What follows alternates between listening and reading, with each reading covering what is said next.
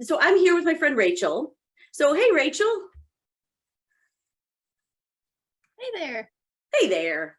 So Rachel and I got to be together in person recently, and it is amazing what a little bit of connection can do to get you caught up on just the everyday goings on of someone's life, how they're doing. And in fact, as I remarked, because it's been so long since I've seen you in person, how tall you are. Or maybe it's that I've shrunk. No, I am getting to that age where I'm starting to actually lose height. So is anybody at that age where when you're talking to some young person in the grocery store, you realize that not only could they be your child, but they actually could functionally be your grandchild? Or some of you are laughing at me because you're like, oh, honey, I have grandchildren. Most of my friends do. Rachel, no grandchildren? No. So it's funny how we have these moments where I can talk to another human being who is, I'm old enough and they're young enough, but we're both functionally adults. Oh, yes, right. Yeah, I'm sorry. I just started totally distracted by the person in the chat that said the physician is young enough to be their child. That is truly that moment in life where you recognize you walk into a provider's office, or worse yet, a surgeon's office, and the young person walks in the room and says, hi, I'm Dr. So-and-so. And you're thinking, oh, okay, now I'm going to begin to pray, because it's fine. It really is this moment where we go, okay, they're a full-fledged provider. I'm in good hands. It's okay. But there seems to be this divide in then how we start talking to people when suddenly we know that there's something in between us that we put there, that suddenly it changes the way we interpret everything someone says. If there's just an alteration of what I think someone's reality is, all of our great habits of interacting with our fellow human beings seems to go out the window. We're literally, in truth, though, give yourself a break. When communication breaks down, when we're talking about dementia, it really is that moment where we are trying to do the best we can with what we know. And for those of you that have been here and seen Tipa or myself last year, or Melanie a couple of weeks ago, I think it was, this is a great place to think about, what is it that I know? Has that affected the way that I interact with people? Have I started to practice those things? Okay. So today what we're going to do is we're going to play with a couple of scenarios. Rachel and I are, but we're going to start us off with a scenario of usual interaction. And it's when I have something that I have put, do this, guys. Go ahead and take that hand out, if you will. Go ahead and take your hand out and put it right in front of your face. And notice automatically, even if you've got your fingers spread, it's kind of hard to see the screen. It's kind of hard to look around that thing that we've put between us. And if I'm going to put something between us, might it change my picture just a little bit? So let's watch Tipa as she interacts with our friend Lauren, who's living with Lewy body. And I'm going to leave it at that. Lauren is living with a form or type of dementia called Lewy body. And one of the problems that we encounter with Lewy body, anybody go ahead and put this in the chat. What are some of the things that we know are big features of Lewy body with regard to eating? So go ahead and put that in the chat as we're hanging out, as I pull this up, because you're going to see Tipa attempting to get Lauren to eat, because it's now been like 16 hours and she knows she hasn't had anything to eat in hours and hours and hours. She knows she's hungry. And if anybody has any healthcare experience, even if you're not a nurse or a physician, take a look at Lauren's arms, because what do we know happens a lot of times, specifically with Lewy body, but also some of the other movement disorders. So Rachel, tell me some key features that we know are prominent with regard to eating when it comes to Lewy body. What are some things you've known and seen from our friends? I know that abilities go in cycles, or waves, as some people say. So sometimes what they can do, I mean, they can take pills and be fine. Other times it's like they choke. So ability to safely eat and swallow in particular can really change drastically. I also know that textures of food, specifically with Lewy body, can be a significant thing. You also can deal with the feeling or the thinking that the food has been poisoned, and the food is not safe to eat. And so not eating it for that reason. So there are a lot of issues. There's also can be some fine motor utensil using challenges as well. And are these things that, just like you said, are they all the time for sure? If you've got Lewy body, you've got all these things you just listed. No, is it? And then you've got the dementia parts about food doesn't taste the same necessarily, not necessarily realizing that they're hungry or that eating would help with the problem, being able to eat, liking the food there. And then even being able to communicate, I just don't want it today, but I'd like something different. Wow.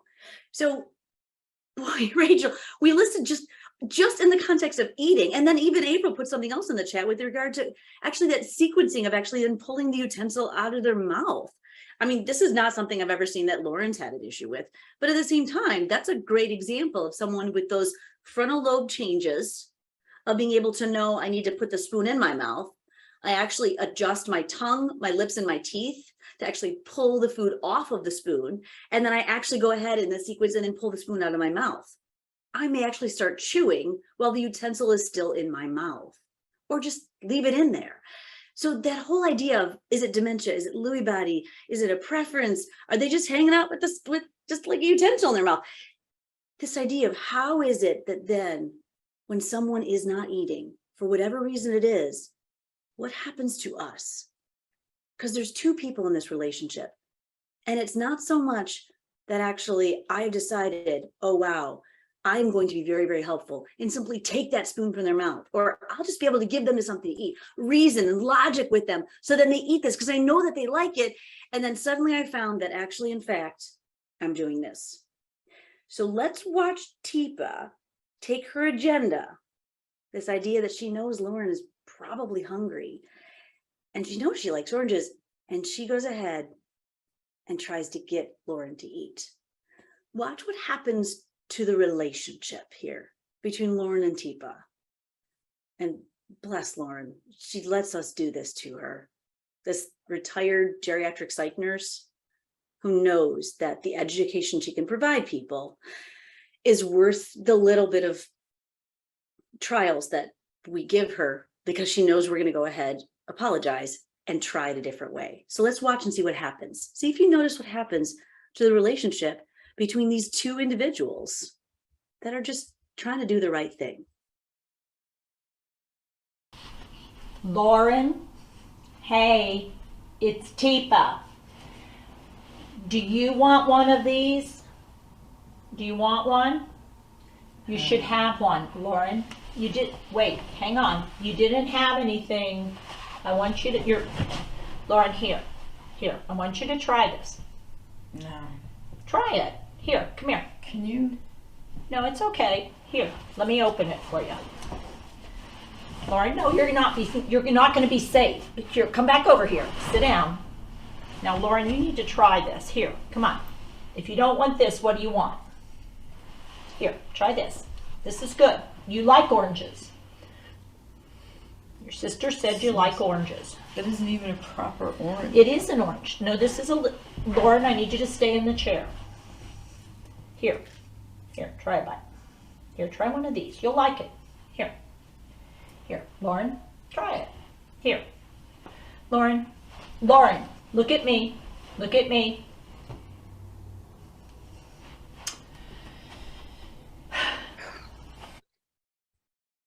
Well, I think Teepa's sigh at the end kind of says it, doesn't it?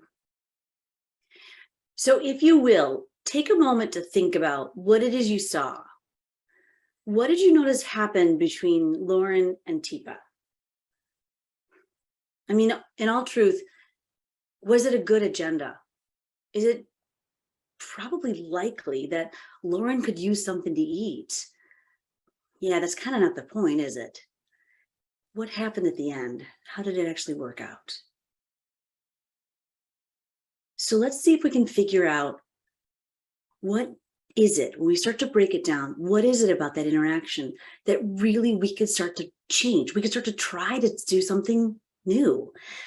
So go ahead and put in the chat what it was that Teepa did that kind of made you uncomfortable.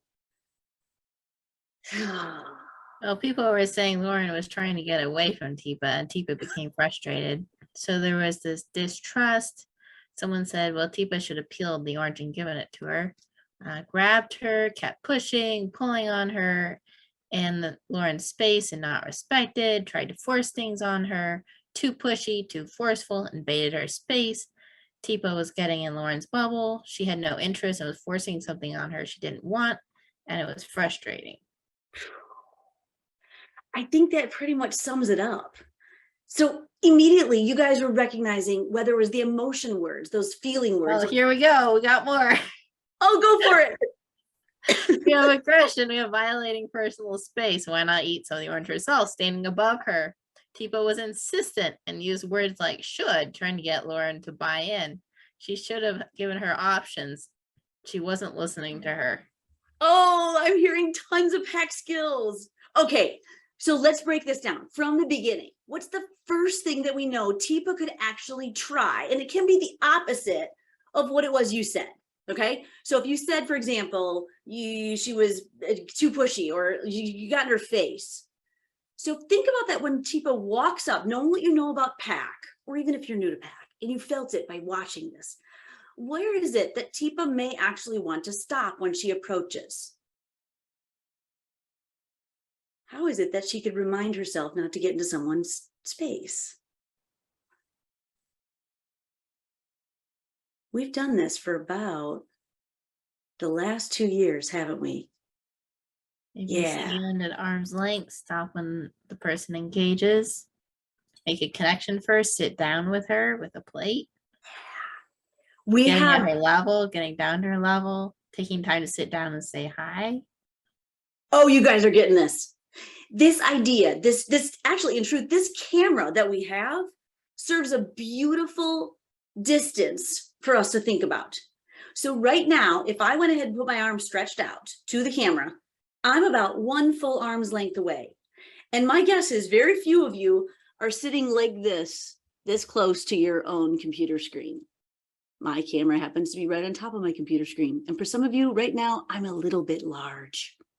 So if in fact you are as well about 1 arm's length away from your screen as well, it puts us in this place where human beings have conversations. This is the place where we actually engage to talk, to eat together, to be together, when you don't really require that much full hands-on intimate assistance to doing something, or you're not dealing with something that's so personal, like an acute feeling of grief or loss. This idea that I'm actually going to be 1 arm's length and then 1 of your arm's length away from you, where my head is. That's where human beings, that's where it is we stand. Everyone can think about that person in their life that is the close talker, or culturally just a little bit different. So here in Michigan, we like our space a little bit. How about you guys? How is space talking with people in Oklahoma, Rachel? Is it that 1, 2 arms length, or are you guys a little bit, you like your space a little bit more in Oklahoma? I think we like our space, but we also like people. So it may depend on who. Yeah, it depends on who. So when you're really connected with someone and you see they're connected too, what do you notice they do? When they really like you, what happens? We get interested, but it's not that much. Notice just a little bit of distance that I went in the point of actual connections. Because a couple of you guys mentioned about that space that sort of Tipa kind of invaded with Lauren. She was really trying to get in there and make sure she was safe and didn't fall out of the chair, and really just, could she see the orange? Really got her into trouble, didn't it? Well, and in the chat, people are saying, I like my space too, or thinking most people around where they are like space, unless it's a close connection. Well, and my guess is when you go to a restaurant in downtown Toronto, people are a little bit more tolerant of being a little bit closer. I can give the same talk in, central Canada, and people are like, no, you need to step back, like give people space. You can get to greet them and interact with them. And yet, sure enough, the minute we get into a place where we really either 1 of 2 ways, We either really want to make that connection, or worse yet, we're really trying to figure out what is going on and we want more data.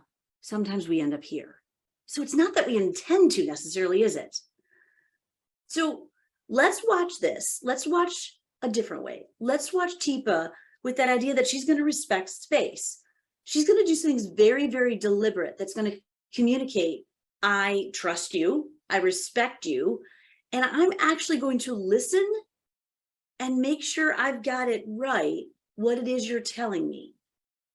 And in truth, what you're going to watch is a communication, a conversation between two friends. Let's watch Teepa with pack skills and see if you can start to pick out what are the elements that it comes down to, that two human beings, when I quit putting, I know better, I know more than you, and this is what I think you need to do, other adult.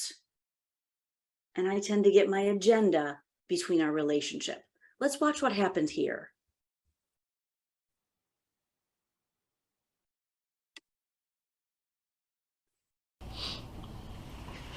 Lauren? Hey, it's Teepa. I found these little Tangelo thingies. They're like clementines or something like that. You ever seen those? No? They have little Tangerines. They're like tangerines, yeah. They're juicy. And they have some texture. They smell good. They smell good. I did. Try. Just mess with one.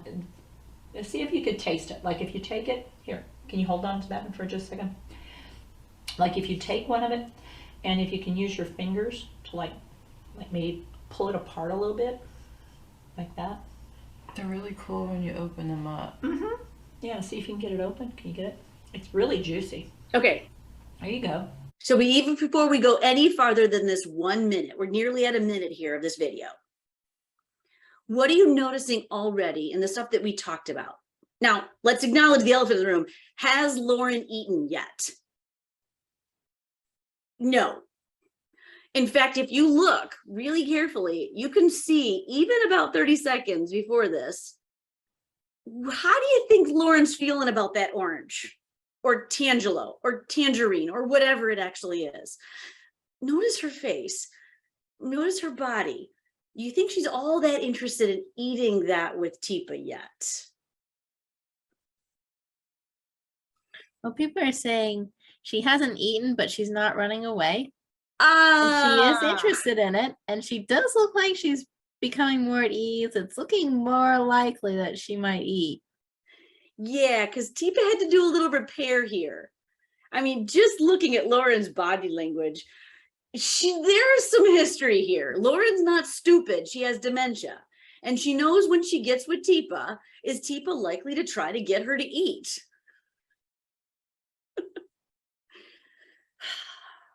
But automatically, we're starting to see a little bit of a change. So I'll go back up to 54 seconds. I think that's where I stopped at. And notice already what seems to be happening with the relationship. So let's break it down here. What has Teepa already done, recognizing that Lauren's not stupid? She knows Teepa's always trying to get her to eat more calories. What are some of the things that you're recognizing? Some of you named them before, that Teepa has done already, not only with her agenda, but with her body, with her activity, with her motions, and with her words. What are some of the things you guys are picking up? So people have already mentioned some things, that there's a gentle approach. Teepa didn't invade her space. She gave her time to adjust. She approached from the side, gave her space and exit. She's interested and curious about it. She's engaged her. She's cueing at eye level, demonstrating, describing senses. She's closer to make a good connection. She's building trust. She's asking her to participate. She's actually just being a friend with another human, isn't she? So Rachel, last time we got together, you and I shared some cider.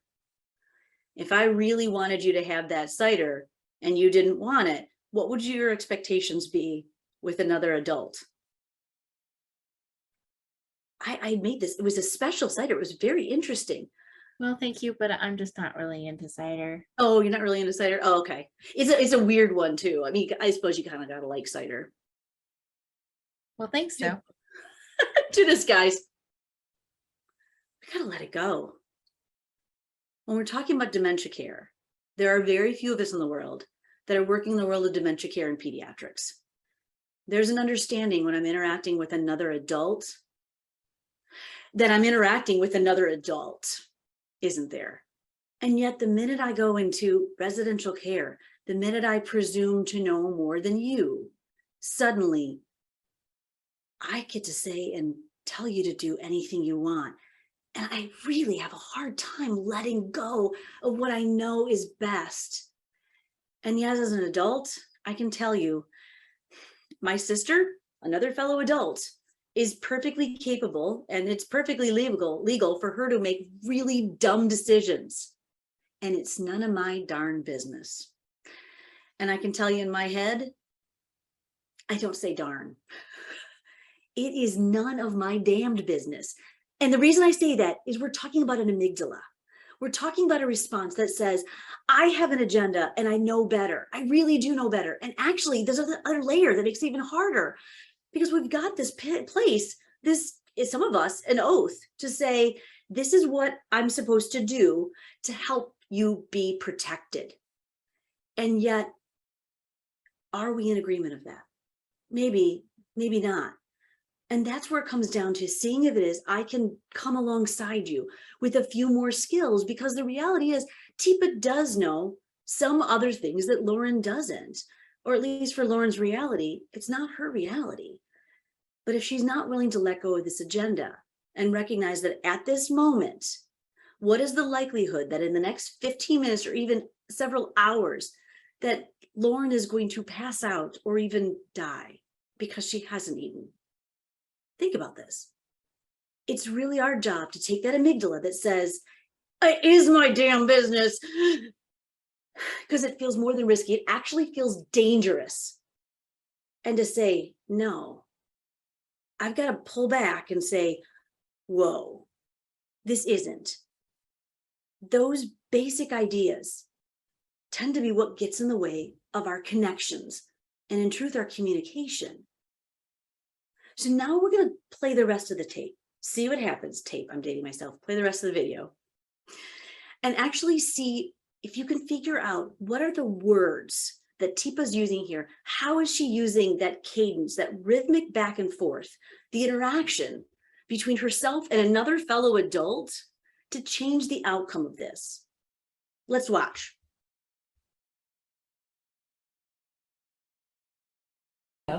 Oh, look, you got skin off. Good. Can you type it and see what you think of it? Because it has a lot of, it has a lot of fluid in it. Yeah? Yeah. It's not bad. Not bad? Would you try another one? You have, I mean, would you rather have your own, or would you? No, want we can share. Okay, cool. There you go. We'll sort of split it out. Here, tell you what. You can take skin off that. That'd be great. I've got skin off mine. And if you just want to try one or two, you don't have to have like a whole lot of them. I don't know if you're gonna like it that much. Do you like kumquats? You know, it's interesting. I don't know that I've ever tasted a kumquat. Seriously? Seriously. That makes me sad. I'm sorry, but I'm not even sure I know what they look like. Because every time you say the word kumquat, I'm thinking kiwi. And I know that's wrong. They look like a itty bitty orange, only they're shaped like an egg. Really? And you eat the whole thing. Ooh. No, Like the skin? Yeah, the skin is Hmm. sweet, but the inside is very sour. So if you like that sweet, Sour sweet combo? sour, yeah. You just Yeah, we Matter might of have to fact. try that. matter of fact, Uh-huh. just because it seems like you're not so sure about Yeah. that. Ooh.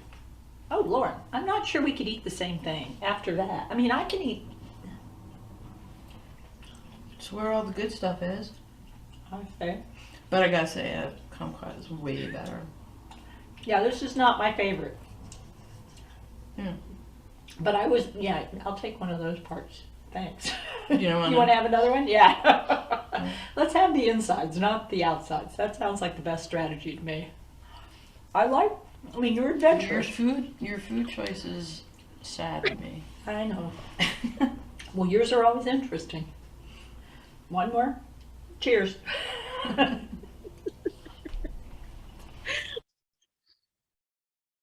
So what do you think about the relationship now between these two fellow healthcare providers?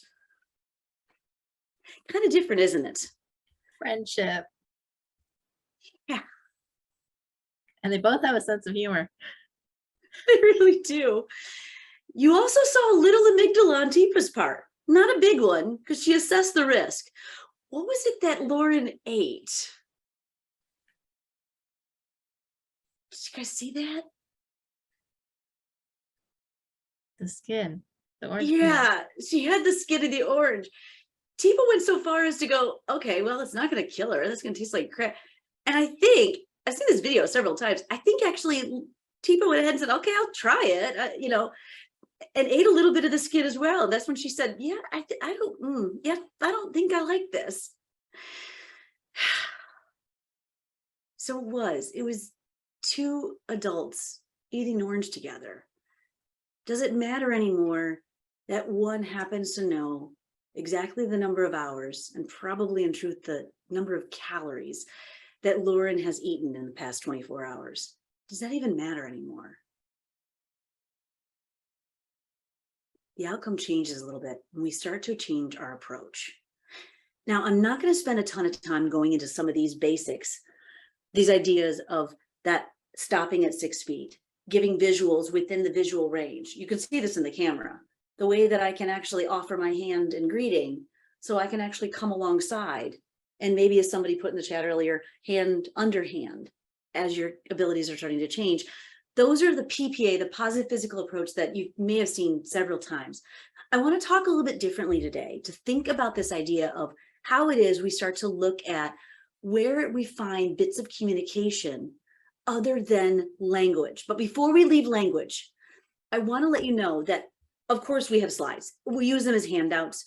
And I do have quite a few slides here that have some of these pieces here, because I don't want to go too far away from this idea that, well, in truth, we've got somebody who's got a lot of language. And when we start to think about how it is we use our language, it's really not exactly the easiest thing to do. So take a look at this list here. I would say, I don't know about you, Rachel, but when I think about the positive action starters, the ways that I can actually take the brain, your ability you have, and possibly pop things forward to a place where I think we might both like to be. Get you to try something, but it is, it's your choice. These are the phrases that we've used. Rachel, these positive action starters, have you incorporated them to the place where you're using them beyond people living with dementia? Is it part of your vocabulary now, or when did that come about for you? I don't know, because sometimes I do things and other people realize I'm doing them and I don't. So I don't always have a good feel for whether I do something or if I don't. But I do think that there have been several go-tos that I do tend to go to. Like, tell me more about that. Well, one of mine is, tell you what, here you go, or try this. Oh. And so that's something perfect. that, here you go. It's just an easy, non-threatening, yes, I will ask people to help me. I will say, well, tell you what, how about if we try it? And I do break things down. Yeah, this one, especially that number 2. Or is it this or something else? Because if they're having trouble with saying a word, sometimes they're actually looking for some support. So I will fill it in, but the something else will give another option. In case we have it wrong. So you just basically went through all of them. I'm not sure you missed any of them as part of what comes out of your mouth at some point. So think about this from the basics, okay? Think about these phrases that you may have heard Tipa use. They're these ideas where I can actually help jumpstart that frontal lobe, or even that language center, that makes me do something just in reaction. I don't have to think about it. It's an automatic, autonomic reaction. So for example, rather than saying and asking someone living with brain change, do you want to go to lunch? Think about that phrase.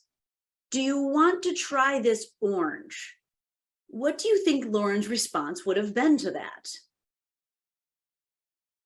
Not really. No, thanks.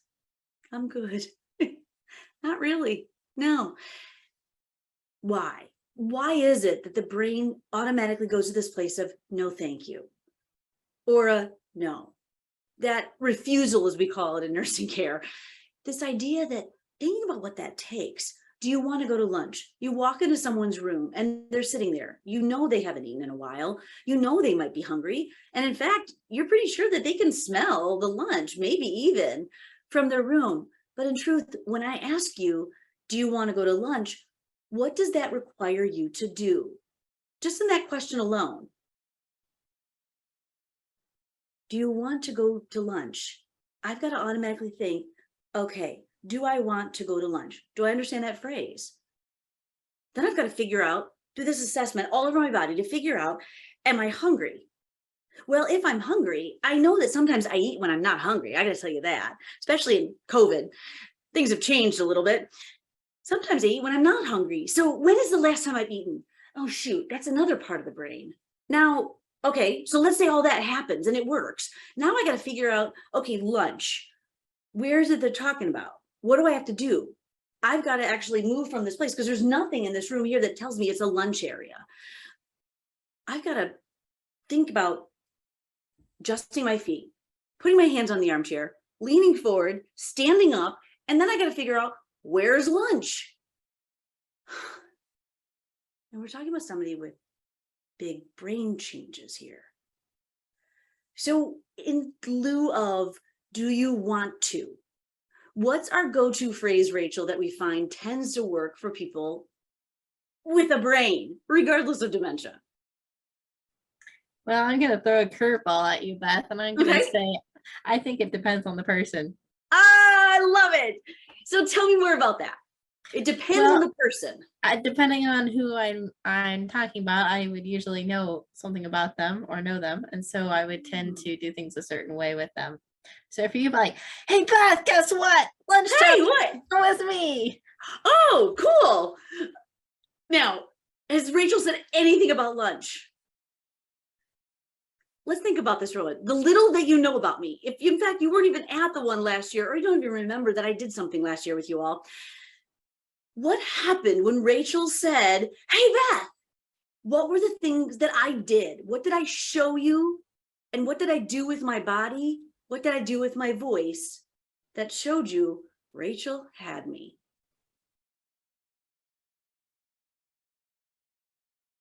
Got animated. You're excited. I'd say you lit up. Excited or with the curiosity. So I'm excited. Yeah, I was very excited. So just in this little, and you can be judgmental, just go for it. Just really just call it. Do you think in this moment, in truth, I am probably more extrovert or introvert? Somebody who gets energy from people or gets energy from within? Extrovert, first thing that came in. You might be right. So Rachel knows this about me. So in truth, if Rachel comes and is very excited to see me, what is likely going to be my response if I'm sitting here in a neutral place? Beth, hey! It's Hey! Rachel! Good to see Rachel, you! oh my gosh. And automatically I lean right in. So this idea of knowing that person, and you guys know your people. Who is it that lights up when someone just spends a moment with them? Who is it that will literally just go with you to do anything because they want to be with humans? And in fact, or even more so, are introverts, that you are the small number of people that are their safe people. You don't demand things of them. They know you respect them. There's a relationship that's established. And they know you're not going to violate these boundaries that us extroverts get too close and too excited and too big with so many times before we have permission. So when Rachel's talking about knowing the person, these are the things you already know about somebody. How is it that you're using them in the context of the way that it is you're taking that agenda, pulling it, taking in your hand, take that agenda, the one you want to shove in their face because you know you want me to eat. Go ahead and fold that up and put it right in that back pocket. And then she tried one of these. Hey, and go into this idea of offering this first step by step. She just wanted to engage with me because lunch is about 20, 30, 40 steps in the process down the hall. I'll get there. It'll be fine. But I want to go with Rachel. I don't want to figure out what lunch is. So Beth, Yeah. somebody very aptly mentioned in the chat that the challenge lately in long-term care is that there have been so many admissions at once that the relationships are hard to establish as there are too many people and not enough staff. Wow. How absolutely scary. This is what it comes down to really in that moment. Can I do my dynamic assessment, isn't it? So seeing what it is I do, seeing is how I engage, how is it that I take the time so I don't have to take more time? How is it that I'm investing in a minute of interaction so I don't have to spend another 20 minutes coming back, then writing up when you refuse lunch, coming back again to see if I can get you to eat, maybe even getting something and bringing it to my room, maybe figuring out, and guess how you're getting to know me again and again and again. So rather going back to actually what it is that Teepa tried, which is just coming in and greeting another human being. Something similar or different, Rachel, that you're thinking of? So I was thinking that if it's another person, a different person every day, that really coming in and I might say, hey, Beth. Hey. Hey, it's Rachel. Oh, hey. Hey, may I come? Yeah, Yeah, that's fine. appreciate it. Another one of you. Another one. Yeah. Has to be hard. Yeah. Yeah. You like coffee? I like coffee. Not the Coffee?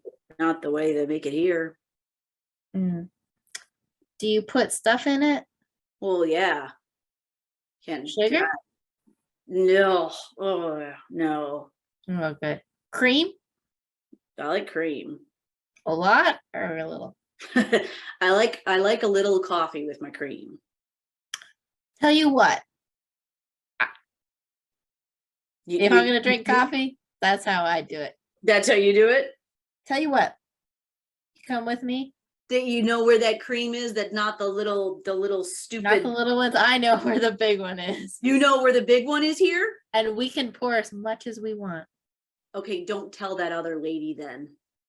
It's between you and me. You and me. All right, let's go get go. some cream coffee. Let's go. So how was that a little bit different? Do we know yet actually if I'm an introvert or an extrovert? I'm not sure we know yet, but I'm interested. I'm curious because someone heard me. So before we even get to these positive action starters, the list of the idea of switching from, hey, greeting to, it's about time for lunch. That idea that I'm going to jumpstart the brain. It's a moment of pause. It's a moment of seeing the person before me. Knowing in truth, I don't have a ton of time. I don't have 1,000 hours. I am rushing around and I'm totally understaffed. If I'm not willing at this moment to take the 30 seconds, what's going to happen the next time I try to get you to go in the shower? The next time I got to do something uncomfortable, like take a blood pressure. Or the next time we got to do something really uncomfortable, like get a finger stick. These are the little investments we can make that literally do take 30 seconds to a minute. And my brain in this interaction says, I'm not happy here. I don't like this. And these people make me do things My amygdala says threats. But in truth, I go, there's one person that I might be interested in getting to know. So Rachel, questions on this one for now or something different? Well, somebody was asking if you should mention about dementia to someone with dementia. Do they recognize what it is and why they feel the certain way that they do? What a great question. So what's the purpose in that? What's in that moment? If they can, in the chat, tell me a little bit more about what's the scenario? Why is it that we want to tell somebody about their dementia? I think back to the interaction with Lauren and Teepa. When it came to two friends eating, at that interaction, that one, or even Rachel's and mine just now, was it pretty obvious that I've got some brain change going on? Maybe. But it didn't seem to come up in our conversation. For years, and the person asked, is it coming up in the conversation?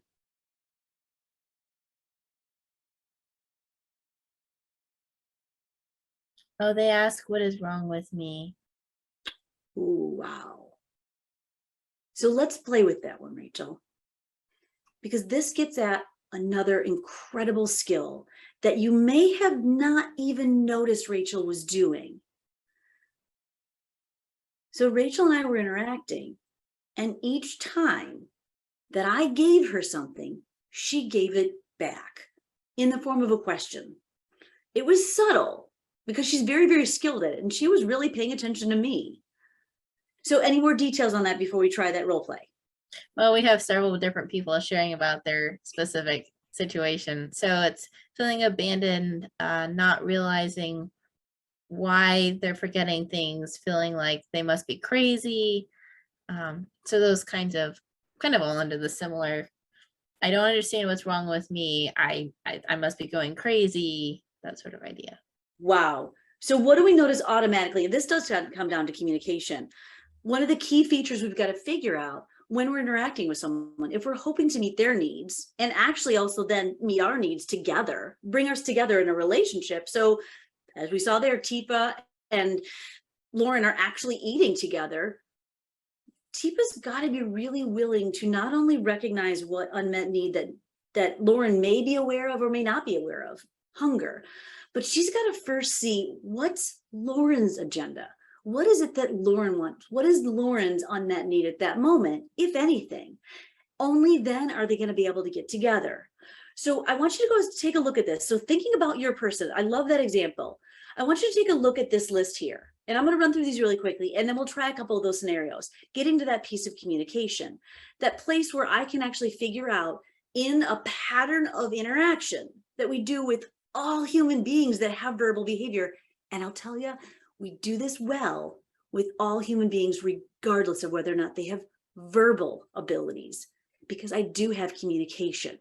And I'm going to show you that with somebody with very end of life and no words, only maybe one or two sounds does she make. But the first thing here is our unmet needs. Okay, so this is our assessment tool. When I walk up and greet somebody, I'm going to take a scan. Many of us do this automatically. It's part of our habit. You actually, as you walk up to someone that you consider a patient, you scan their whole body. You look to see, are they pinked?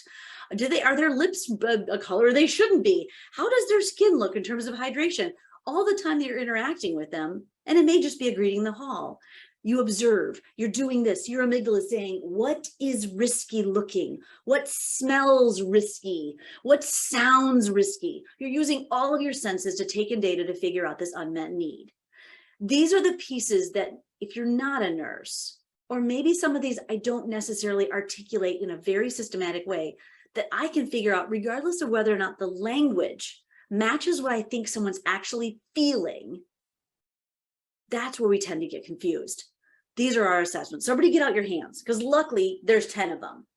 And if I can know all 10 and do a quick assessment on these, I actually might be able to move forward with my communication and figure out by giving choices where someone might go with me, because together then we can get both of our needs met. So first one, go ahead and put up that, I'm going to say this one. Go ahead and put up that hand of fist in the air. Do that. Get that fist. Because this is actually the first one. Go ahead. This is anger. Ugh. But notice, even though it is the first one, if you peel it back, you'll find it's not really the one that's real. I'm showing you anger, but it's my defensive mechanism. And in fact, when I peel it back, all the other emotional signs of distress kind of fall out. And I can figure out what you're really feeling when you're not safe enough to show me anything but anger. And our first one is, go ahead and put that second finger up, pointer, sadness. I actually am feeling sad, or even to the point of hopelessness. So much loss, so much role changes, so many things that aren't making me feel very satisfied. That next one, that middle finger, it's kind of ugly. It's really ugly when it's alone, and that's loneliness. And it goes one of two ways. It can either be abandoned, this feeling that no one, she never come to visit. They just left me here, abandoned. But it can also go the other way. Well, they're just, I want to go home. This is their, hey, you, listen, you. Beth, Yeah. me. Yeah. They lock the door and they won't let, if you hit that one, there's a buzzer and they come at you like the Gestapo. They come after you like the Gestapo. Yeah, you try that. You hit that bar right there. I'm not stupid. There's a keypad. I've almost got the numbers figured out, but I'm not. And I want to go home. You are needing to go home, and that thing goes off, and then the people come after you. And then they just go berserk. Berserk. Yeah, this is ridiculous. Ridiculous. This is just ridiculous. Trapped. That feeling of loneliness, but it's a feeling of being trapped. Our next one, go ahead and put up that ring finger. It's a hard one to stick up there. That feeling of fear, that anxiousness, it's actually to the point of terrified. These are all of my amygdala, survival feelings. And it comes a little bit confusing when I put up the last one. So go ahead and put that last one, the pinky. It's kind of small and it doesn't sound very significant. Bored. I have a lack of purposeness.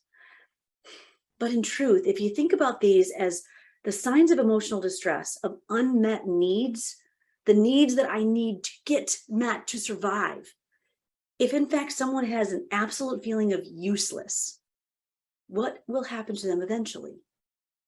At the point of uselessness, this becomes a survival. And I will actually, just like too much fear forever, too much sense of hopelessness can turn to massive depression. I can will myself to die because there is nothing keeping me here. I'm absolutely useless. These are what we're seeing with our emotional signs of distress, but they also could be things that I show when I'm feeling a physical need that's not met. So get out that other hand, because these are our assessment tools. So go ahead and pop up that thumb. Intake. It's not just what I eat or what I drink, but it's also everything I put into me, medications. It could be that I need a certain type of drinks during a certain time of the day, my needs. Because if I don't get what I need taken in, how is my energy going to be? Is it going to be too high or too low? I may not have enough energy. But in fact, with my changing hippocampus, my inability to figure out what's happening with my body and my brain, sometimes that feeling of I'm actually too tired comes up at the end of the day by showing too much energy, a restlessness. I just can't sit down. I'm just so, if you've ever had restless leg syndrome, that's that feeling that some of my friends have described, that I can't get settled. I'm actually exhausted. And our next one, go ahead and put up that ugly finger again. So we'll go ahead and turn it down because it doesn't look quite so scary this way. Elimination. We dangle it here. But it's not just our urine and feces. It's all those things that we have to manage that are coming off of our body. The sweat, the saliva, tears, phlegm, stuff that, think about the things that you manage over the course of just a single day. Because if I keep them around too long, I actually either get infections or I'm just plain uncomfortable. Anybody forgotten their deodorant one day and notice how itchy or sticky or yucky they may feel? Can you imagine if you can't figure out what exactly and how to manage that body's elimination? because it does bring us beautifully to the place of, now go ahead, and there's that finger again. That's one that's hard to stick up there, discomfort. It's not just what is familiar or functional or friendly to me, but it's also like the surfaces that my skin on next to this itchy wool sweater, or am I actually too cold? Am I too hot? Have I been sitting here too long? And many of you as healthcare providers, you don't get to sit down too much. So the fact that you've been sitting here for, an hour and a half, well, at least a full hour here, you may have actually already figured out, wow, I actually got to stand up. Without even knowing it, you've actually switched cheeks probably about 9, 10, 11 times to get some capillary restrictions to expand again and gone back to the other side without even thinking of it. Surface to surface contact. But as Rachel demonstrated beautifully, it's not just about social or just surfaces or sensations. It's actually as well discomfort with the right or the wrong social. So as she interacted with me as an extrovert, what kind of social did I need to be excited about getting up and going with her? That wonderful interaction of excitement to see me. But if I'm a little bit of a different person, if I don't come off with that excitement, where might she have to take that? So looking at discomfort is not just physical. It's looking as well as how it is I'm getting my needs met in the environment around me. And then our last one, go ahead and put up that pinky, take a hold of it and crack it off. Pain-free. I must be pain-free. When it comes to these last two, discomfort and pain, we are very, very sensitive organisms. We do not stand to be uncomfortable or in pain for that long before things really start to go south. We only have a range of about 5 to 7 degrees that we're actually all that comfortable in before we want to make a change in something before it becomes painful. But I don't want to go too far away from this idea of pain in just a physical sense or a discomfort sense, because especially at the end of life, if we're not actually pausing and figuring out how it is in our desire to do the right thing and get all of our tasks done, are we finding ways personally and with our residents or with our family members to get the right emotional, but also spiritual support? Because especially at the end of life, there are so many times when I think I've got all of your physical needs met. I've addressed so many of these signs of distress, but you're still showing me something. And if I can't figure out what it is, and I know your pain is managed, I've got non-narcotic pain relief going on. I know when you've taken your last Tylenol. I know when you've eaten. I know when you've eliminated. I figured out and checked off all these things. It may be that I have to take a moment to figure out the pain you're showing me is actually one of spiritual, and how it is that we can use our skills of communication to really make that connection, to let someone know that I see you, I notice you, and it really doesn't take that long. It takes a long time when it comes to those moments of pause, especially when you're running throughout your day.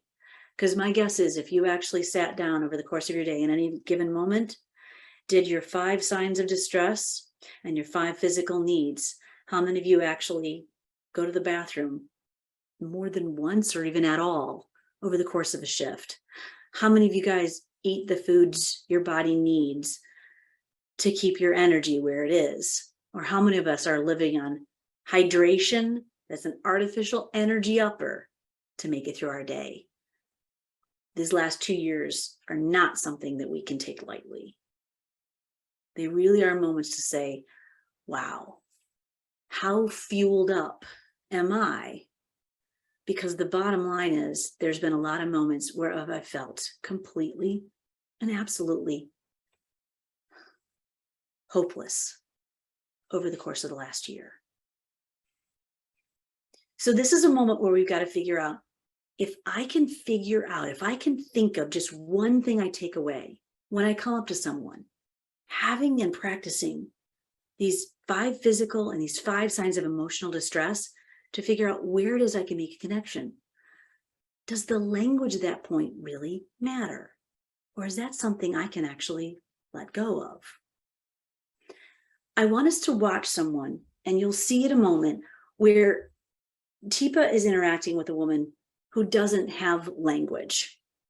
But we're going to see tons of communication, because one of the things that she was dealing with is that no one could get her to open her mouth to brush her teeth.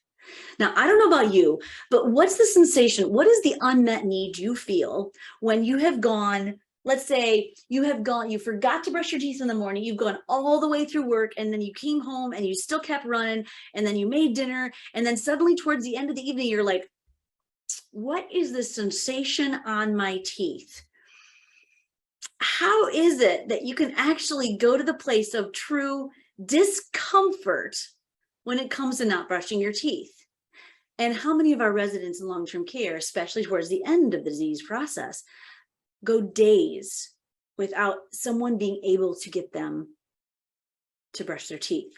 How uncomfortable is that?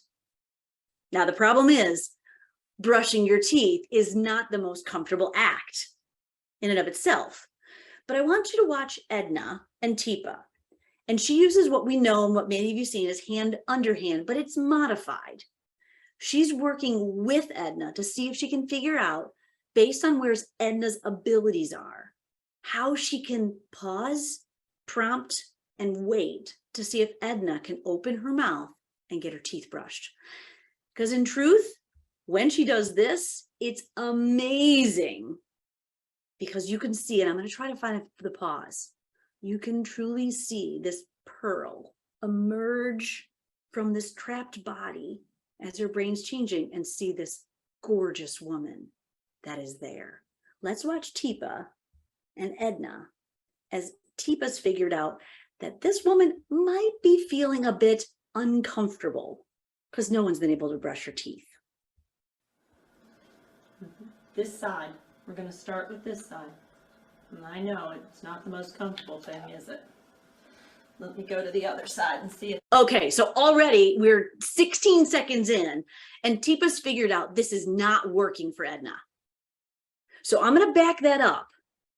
And I'm going to have you see if you can figure out what bit of data that Teepa picked up on that this was not the right side for Edna. This side. We're going to start with this side. And I know it's not the most comfortable thing, is it? Let me go to the other side and see if... So what did you pick up? Now, she's not sure yet. She's not 100% sure. She actually says, now let's see if I can try the other side. So what did you pick up that Teepa said, maybe this isn't going to work for her on that side? What did you see Edna do?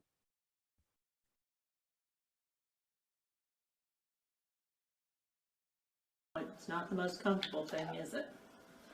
Let me go to the other back. This side. We're going to start with this side. And I know it's not the most comfortable thing, is it? Anybody picking it up? It's subtle. She pulled away, and her head kind of leaned to the other direction, Yeah. kind of clamping. Ooh, yeah, she really clamped down, and she's startled, a little startled there. But then Teepa tried again softly. Watch her arm as well, because you got it. You got it. So you're picking up that it's not words, but in fact, it's actually motions and sensations that Teepa's picking up because she is actually connected with Edna. And my guess is there's a little bit of an arm movement, because notice how actually relaxed this arm is here until she has that startled response. Notice what happens, and if you look, see if I can get that to go away, the angle of Edna's arm. And you'll see Edna actually straighten her arm just a little bit, not too much, but she may have actually felt some stiffness there because Teepa and Edna are connected.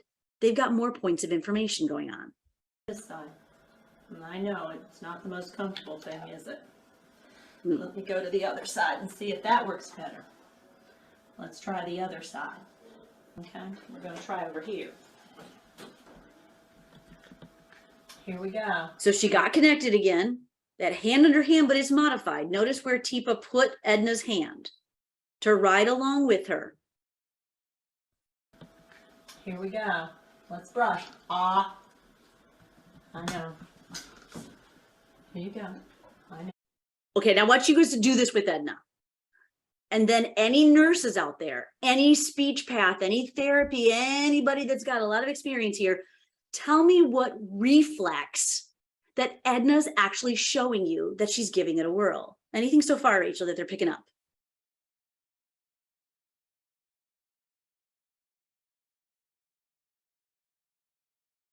Let's brush. Ah. I know. Here you go. I know.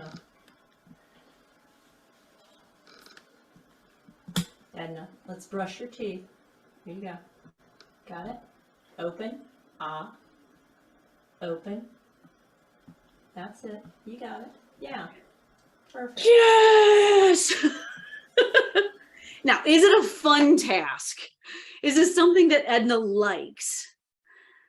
But it did take her about 45 seconds to figure out, her brain to figure out what Teepa was trying to do with her. So I want us to try that motion that Edna did to see if you can figure it out. So anybody who's figured out what reflex that Edna is actually, that Teepa is capitalizing on, that she knows that Edna has. Anybody figured that one out? They're seeing rejection, pushing her away. She does at first, doesn't she? But make that motion that Edna does. So go ahead and put your lips together. Clamp your teeth closed. Not hard, just clamp them closed. And put your lips together. Now go ahead and take your head and crank it up the way that Edna does. Watch Edna's mouth. Whoops, too fast. Sorry. Let me go ahead and play it. So Teepa engages with proprioceptive touch. So Edna's brain knows where she's going. And Teepa actually puts the toothbrush on the side of her mouth. Watch Edna's head. Edna, let's brush your teeth. Here you go. Got it? Try that motion with me. Ah. Open. That's it. When your head goes up and back, what happens to your jaw? And where did she then turn? So if you can't figure out how to open your mouth to do what somebody wants you to do, how might you actually open it? Because if you put your head back far enough, your jaw doesn't go up as far as the rest of your skull does. And in truth, Teepa is actually capitalizing on a rooting reflex. So even at the very end of the disease, with a very significant amount of damage to the brain, we know that at the end of life are pearls. Someone who's the beautiful gem at the end of the disease process that is trapped in that moment. And that body, it just takes me so long to, if I can capitalize on her reflexes, I might be able to see with patience, will she go to what it is I'm trying to get her to open for? Let's watch the rest of the exchange. Yeah. Not loving it. Good job. You're doing Kinda good. spicy. Let's do this side. Yeah, that's a lot, isn't it? It's a lot. Okay. Nice work. She's trying. There you go. Okay, let's get this side. Whew.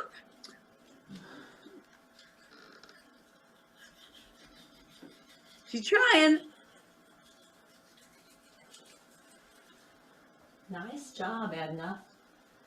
That's a lot, isn't it? Let me get a little bit more moisture. Now check out this gorgeous woman. When Teepa took 1 minute and 30 seconds to go at Edna's pace, who did we see emerge from the cocoon of her, trapped in her body?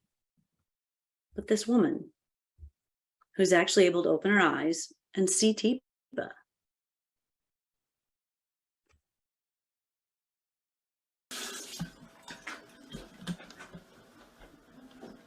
Here you go. Open.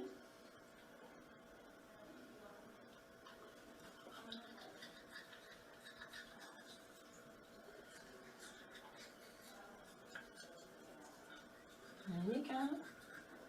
Now look how much longer she's opening her mouth before she has to Nicely close it done. back down to swallow. Nicely done. So what were some of the questions that came out of that one? Because it was a lot of communication happening, but also a lot of skill. So Rachel, what were some of the comments? Well, I think They were thinking that she wasn't recognizing the toothbrush. So there was a lot of moving her head away, trying to figure out which reflex it was. Someone said maybe agree to brush her teeth when it's convenient. On the other, someone else said I'll get false teeth before I go into long-term care. Well, somebody's got to get them out of your mouth, so we better have some serious skill. So noticing how it was that Teepa had to wait. There was not only the idea of signaling through reflexes to figure out how it is she was able to get her to open her mouth. Once she kind of got, okay, I'm not sure exactly what you want, but I think you want me to open my mouth. But in fact, this idea that I can trigger other reactions. They're not responses. They're not actually thoughtful, but I'm able to use them.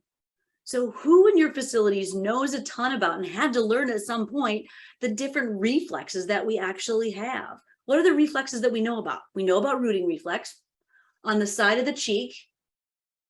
We know about the startle reflex, the starfish. What are some other ones?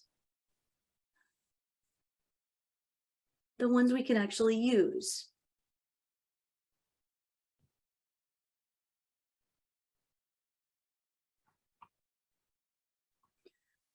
So thinking about this in terms of the way that the body moves, the things that are retained in the brain ends up being our communication.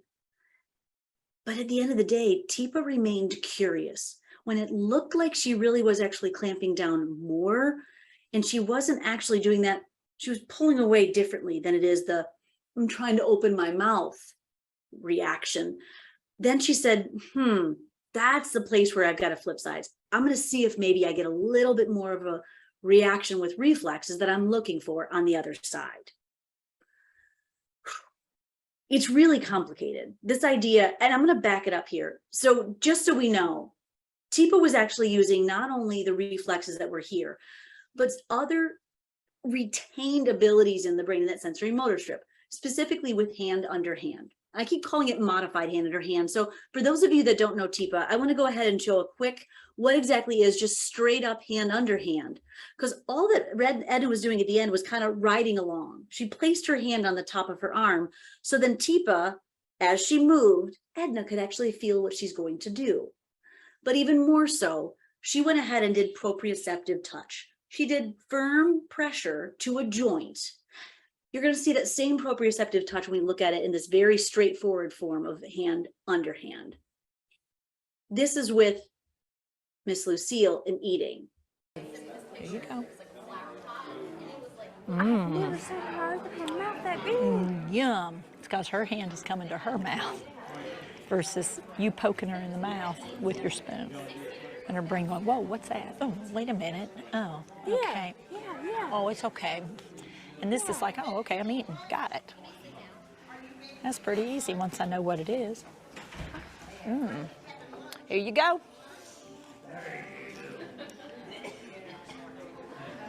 Wow. So even in this case, when we're not talking about a reflex, we're talking about somebody with a little bit more brain tissue, some abilities truly that are there, that she was able to, Teepa was able to capitalize on that in a very different way. Because how many of us actually can take our own hand to our own mouth over the course of our lifetimes? For some of us, way too many times. It's a learned, deep, and rich ability that people have. But yet, how many times have people come to us over the course of our life and put a spoon in our mouths?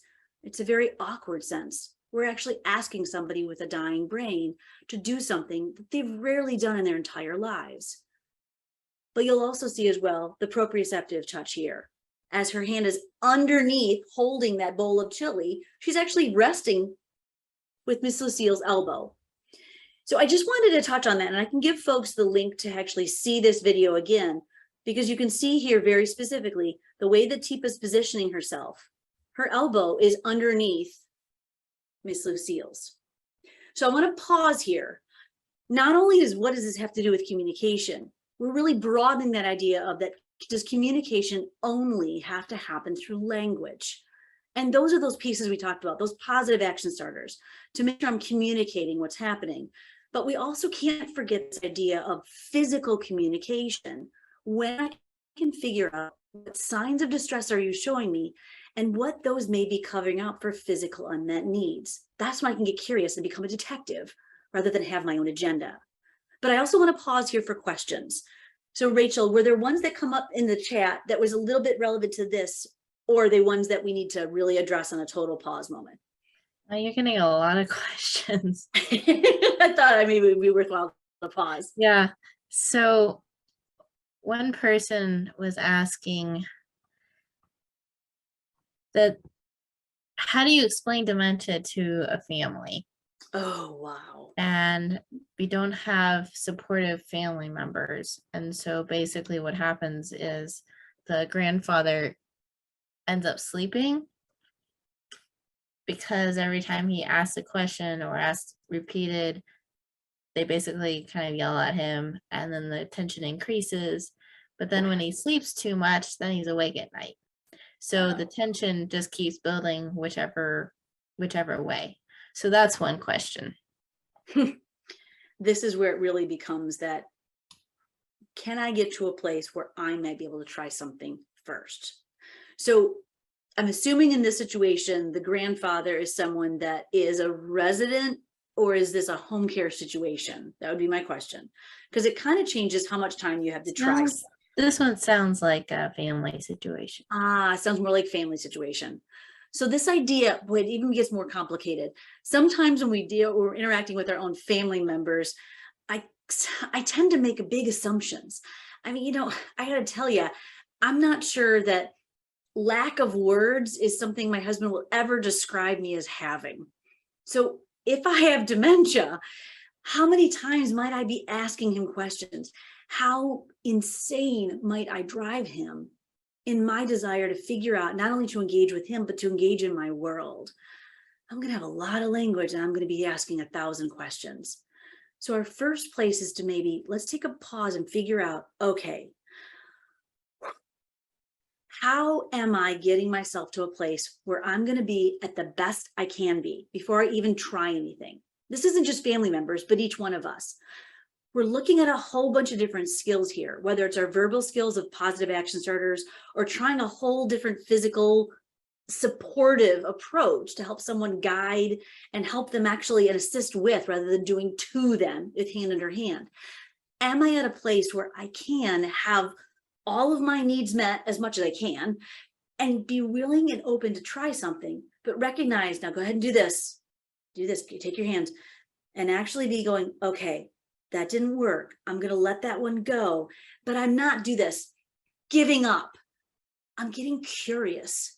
When something doesn't go the way that I expected to, or I want it to, when I try one of these tasks, am I able and at a place to step back and say, okay, that didn't go the way I'd hoped. Why is that? That's the difference between curiosity, rather than the place that we're all taught professionally and personally, that there's a right or a wrong way to do something, and we got to get the right answer, and they have to behave a certain way as well. If we're at that place of absolute, this may be a place where I end up giving up on a lot. So when I hear family members really struggling with someone that's asked 1,000 questions, my first question back to you is, how are you finding moments where you might be able to engage with something or someone that you're getting just 1 or 2 moments of reinforcers? Can you articulate with someone else? Are you having other people you can talk these things through with? Do you have a team built that you can get curious with? Because if you are the one primary care partner and no one else seems to get it, or there's no one else around truly, or you're the only one on the unit, maybe the first place to think about getting unmet needs met is ourselves. I know this is ridiculous. It's so easy to say this crap when I'm standing here in a room without bells ringing and people demanding things and charts to fill, or maybe doctor's appointments to make, or another shower that we haven't able to be doing in how many days. Maybe the only thing I can actually do is breathe. Rachel, how did you get any rest and restoration to be able to face the next day? looking back now with hindsight, what are the ways that you started to address your needs? So then you can actually engage in a relationship with somebody to see if they might be able to try something different. I think probably, just off the top of my head, thinking about it, probably was finding one other person who I trusted, who knew and who got what was going on and could talk about it and think through how to work through some of those really challenging situations. And for me, the family members who did not understand and were making decisions that I felt were not good situations with serious consequences, how to deal with that, and figuring out what did I have control over and what did I not have control over, what did I have influence over, what did I not have influence over, and learning how do you become the least confrontational that you can possibly be. Because trying to come in and say, here's what you should know, and this would be really helpful for you, and you should try this, and this would make it better for you, did not go very well. So really trying to figure out how can I come alongside, how can I encourage something that went well, how could I maybe offer a suggestion, but I have to admit, I pretty much had to, for my situation, I had to pretty much give that up. And so I could do what I could do when I was there, but I couldn't change how they saw things. So without it being a deep relationship, you couldn't actually make other people do what it is you wanted them to do because you knew they needed to do it when they needed to do it. I think our person in the chat, Kayla, you put it right. We try to offer solutions and education quickly, and I'm not even sure if the other person is in a place where they are at all interested. The same way that if I wanted to push that cider that we first talked about, how ridiculous it is that I can let go of the fact that if she doesn't want a glass of cider, who gives a crap? If somebody doesn't want, but she's always like cider. That's what she's always done. That's how it's always worked. And I mean, I just don't understand this. Her whole life, that has been her favorite drink. That's her thing. She's looked forward to it all summer. She's asked for it, and then you give it to her, and then she doesn't want it. Then she doesn't even want it. This is crazy. It almost feels like, doesn't it? And I just don't understand, because I mean, there is no reason she couldn't drink that cider. No reason that she couldn't drink that cider. So tell me, Rachel, tell me what happened when she did it. So you wanted to have a sip of it, and she was like, ew, this is gross. And she and then she just turned it over on the floor. I mean, she just like knocked it over. And this huge mess afterwards. And she did it on purpose. She knew what she was doing. She felt like that felt like she knew what she was doing. Yes, she knew what she was doing, and she did it just to make me mad.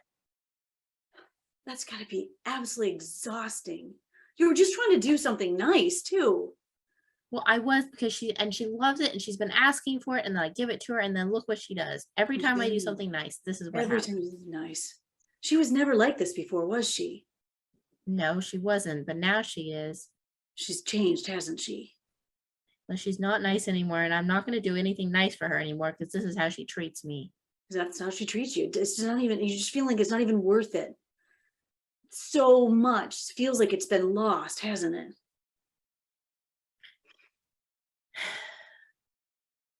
You made a big promise to her, didn't you? I'm trying really hard, and you know, it just doesn't work. She does this on purpose. I'm going to pause us here, because this is a role play, and I have the ability to say, okay, pause, by first just getting into relationship with someone, hearing them. What are we thinking are Rachel's unmet needs? So if I want someone to understand something, what am I going to have to do first in my understanding? So I'm going to pull that back up, our unmet needs. What were some of the unmet needs that Rachel was displaying? But I first had to let her know that I was hearing her. I was hearing her distress. I was hearing whatever was she was telling me that she was feeling, because it was real, regardless of what the reason was behind it, regardless of the dementia change that some of you may know was happening for the person that threw down the cider. Or maybe she didn't throw it down. Maybe she dropped it. I don't know. what were you thinking that Rachel was feeling? I generally stick with two. I try to find two things because I don't know exactly what Rachel's feeling. So what are the two things that seem to fit here for Rachel? Go ahead and put that in the chat.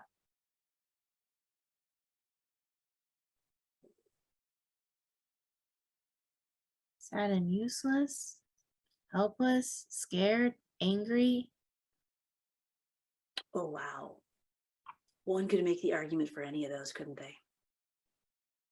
So why might a family member, why might any of us as staff members be feeling helpless or hopeless, being terrified even, or feeling absolutely useless in a caregiving role when I'm trying to do the best I can and provide you what I think you need or want?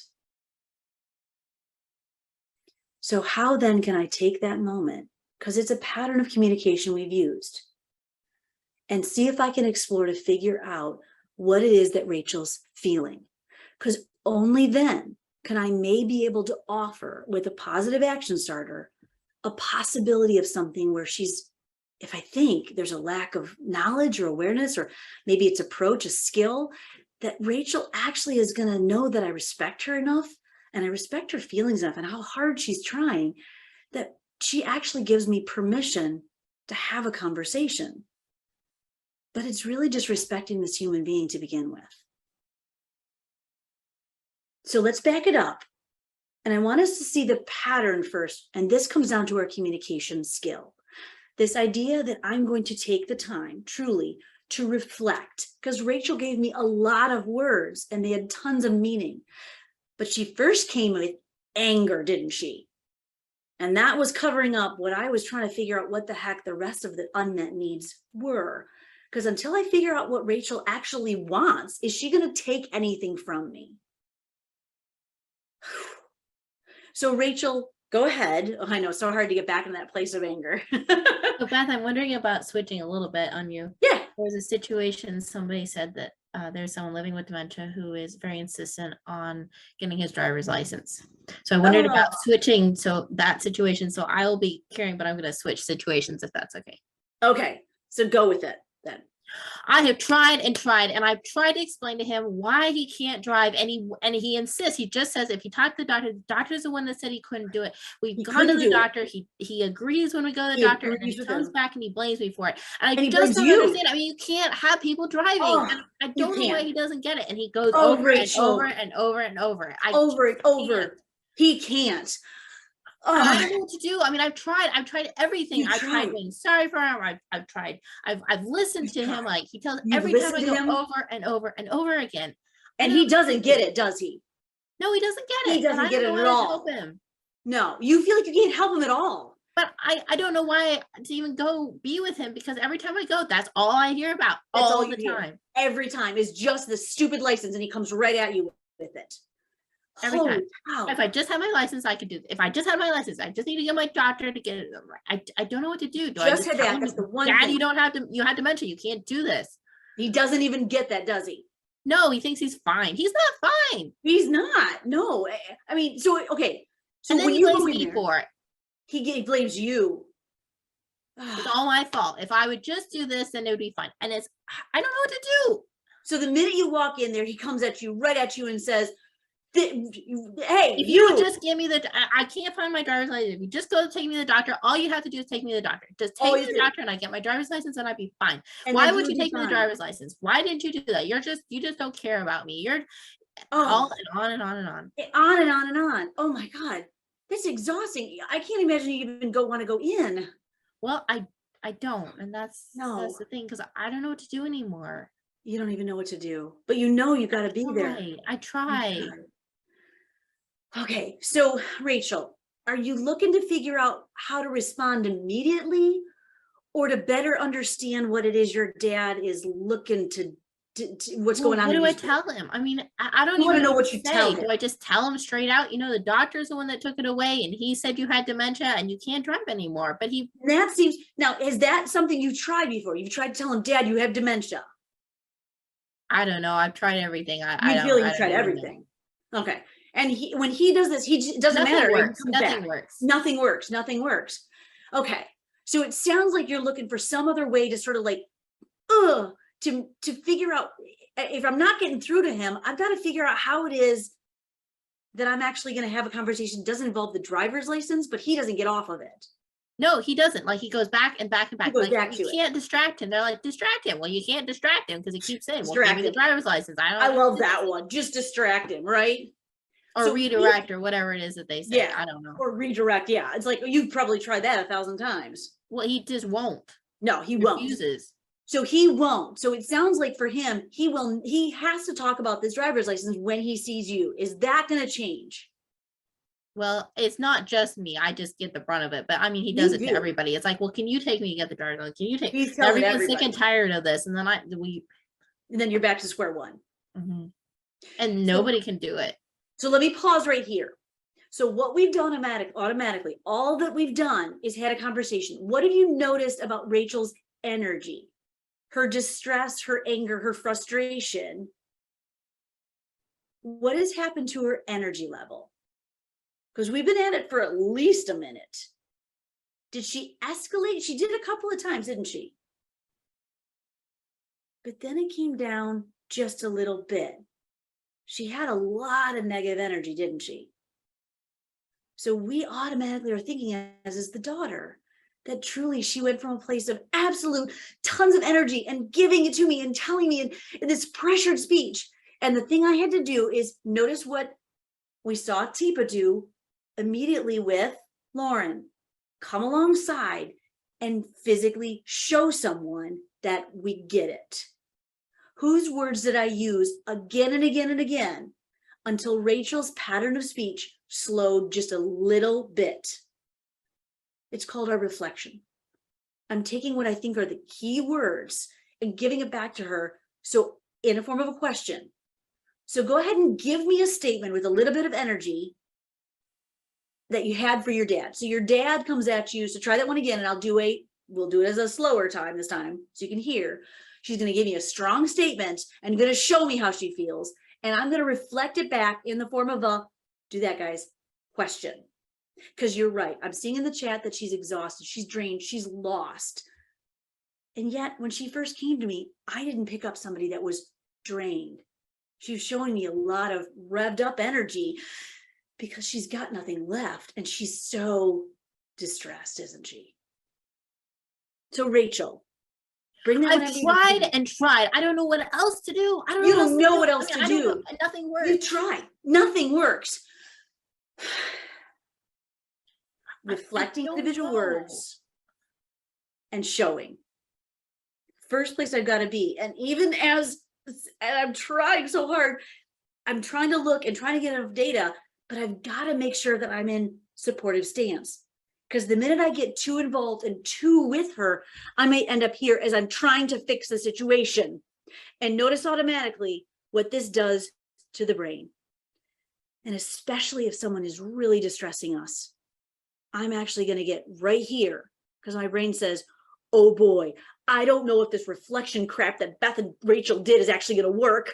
And I'm just trying to get as much data as I can to protect myself. And we get to this place where we all know is the number one phrase that causes divorces, which is just calm down. Highly effective. So the first place I'm going to go is here and see if I can reflect physically and with value words just to bring her energy down so I can actually see what her unmet need is. And then the next thing I do is positive action starter. Now, Rachel, is it, well, in fact, there was one other thing. After I got her to a place where she actually paused for just a moment, what did you notice I did that Rachel then echoed from me? Wow. With a lot of energy. I want you to try that. Say the word wow. Take a deep breath in. Wow. And when you say wow, what happens to your breath? Wow. Because the only way I'm going to get her to breathe again, other than breathing in to get more revved up, is to get her to breathe out. because I can't get her to think until she gets to that place of actually breathing. And only then am I going to be able to move on to what we had earlier, those positive action starters. But it's going to be a question. So is it that he's asking you when you get his license, or something else? It's me. It's every single time I go, and I don't know what Every to do. single But time. then it's other people too, And then I'm other hearing people about too. that. And nobody knows what to do. Not even the Okay. people there. I mean, No, I and that- don't know. We tried everything. You've tried everything. Jeez. Wow. Okay. So when he's coming to you, tell me about him. Is he a guy that really wants that idea of, do you think he wants that driver's license to have it? Or do you think he wants to go somewhere? Oh, he's going somewhere. I mean, it's He like, wants to go just get me somewhere. out of here. If you just take me to the doctor, I Oh. can get it signed and I can No, go. It's well, he wants to go. He doesn't see any reason why he can't drive. He can't. Well, and the drive is the way to go, isn't it? Well, yeah, and so he wants, but he can't. I mean, he can't drive. He No, got he in an can't. accident. I mean, he had the what was it? And the Thunderbenders, and Oh, and then he was yeah. in the wall, going the wrong way on the lane. Oh, He was wow. going the wrong direction, and then was he got dangerous. lost. I mean, he can't drive. It's not No, safe. he can't drive. He can't. So it sounds like when he gets to it and you're listening, he hears that you're listening to him. It's not just about the driver's license. It really is about his freedom or going somewhere, isn't it? Okay, so notice what happens. The minute I go back to, it's got to be reflection each time. I've got to be listening. I try reflection just to bring down to go, wow, looking away, giving myself and her that space. So she knows I am thinking. Even in her distress, we can get people, once they come down just a little bit, that back and forth reflection that I'm hearing you, I'm listening. I'm actually working together on a problem, that she goes from a place of saying nothing is working. We've asked everybody. And I actually go, is it this, or do you think it's something? I'm giving two choices. This is a pattern that actually gets us to a place of communication, whether it's a lot of words in dementia or it's a lot of words in brain change. For Rachel, that has nothing to do with dementia, that distressed family members. Because I think you're right. This idea is that a license in this case wasn't about having the license. It wasn't a possession. It was a loss of sense of control. And it was his ability to go out and do something, be something, something else. It wasn't to have it. It wasn't But because you don't he understand. He wanted it. needs. He's like, I've got to have the license. Like He's it's gotta have the really- You're not license. going to trick him. He wants like not. the license. He No. wants that one. He doesn't wants- want a state ID. He doesn't. No. I mean, he's like, no. He knows. Like he's too smart. He is And so too he's smart. not going to go fall for something. No, he's not. No, absolutely not. I think you're absolutely right. So this guy is way too smart. So in this place, I'm wondering if you might be, would you try something with me? I'm wondering if we might be able to try this to see if maybe this could get connected with him. So I'm wondering if you might be able to be your dad, and we can try, now pause, because I'll peel back the curtain here. What pattern do you think I'm going to try with Rachel? Reflecting her in the role of her dad to see if I can get him to come down a little bit, to then figure out what the unmet need is. Is it having the license? So we need to go find it. Is it a feeling of you can't find it, it's lost? Or is it truly that sense of independence? And we all have a clue here. She kind of gave away a little bit. But if I am absolutely sure, and I think I know the answer, what happens to my connection? I know the answer. Here comes the solution. This is not necessarily the easiest thing to do, especially when someone has as much energy and emotion behind it with Rachel. It really does take practice. So when it comes to communication, I want to give you guys a little bit of a tip, and I'm going to find the video that we've got that shows this broken down, because this video of us trying this here will be something you guys can have access to for about a year, I believe. But there's also another place where Teepa actually does this on stage with a kid. It's actually my daughter. She tries it with her on stage, and you can see her breaking down the pattern, because it really is, and it's a little bit lower energy level than Rachel and I are showing you today. If we can start to practice this with all human beings, when I get and meet somebody who's actually got that high level of distress, I might be able to actually move forward. because I have to be willing to do this, guys. I want you to grab those reins and say, whoa. And this is whoa to any sort of thing that I know more or I know the solution. Whoa. And I am not going to shove it in Rachel's face. Because if I tell her, so Rachel, okay, here's what I think you need to do. What might happen the minute I do this and say, okay, Rachel, here's what you need to do. What do we know, staff? That families will immediately respond with. They become defensive. Because clearly, do this. We know more. We know your mother more than you. We know worse yet, we know your husband, and we're able to get him to do things that you clearly can't. It just won't work, is what we're told. And we got to be willing to say, yeah, you're probably right. That's definitely happened. So this idea that if I can actually use these skills and abilities with individuals at a much lower level of energy, where I don't have this agenda that I'm opposing on you, it's just an interaction.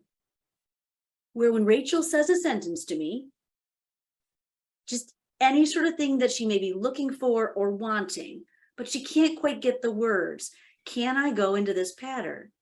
Hey, I was Hey, gonna tell Rachel. you about the thing that I went to, and Oh. I saw it, and The it thing was, that you went to.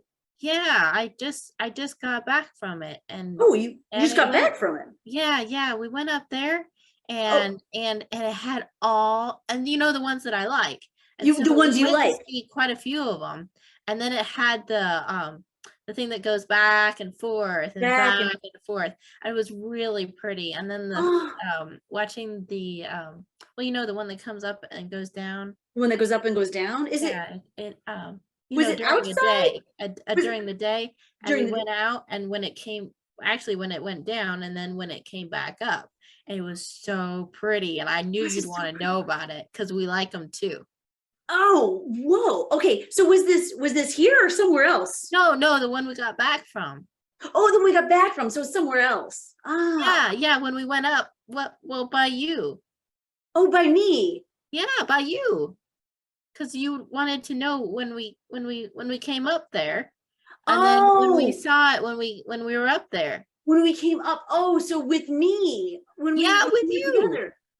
Oh, now are you talking about the airplane or something else? No, when we would, and then we went, and then well, you know, the tall ones that I like, and then we went up two of them, and We went then up there two was of 'em. one, we went out to it, Oh, we went you out know, to and then it. it came up crashing, and then it would spray, and then we went up two of them, and then the other one's like, it was freezing. I mean, it was Oh, like, it was it wasn't freezing. just like, it was like freezing. And then but we went out one time, and then we watched it, what is it called, you know, it comes You up went, and it goes down.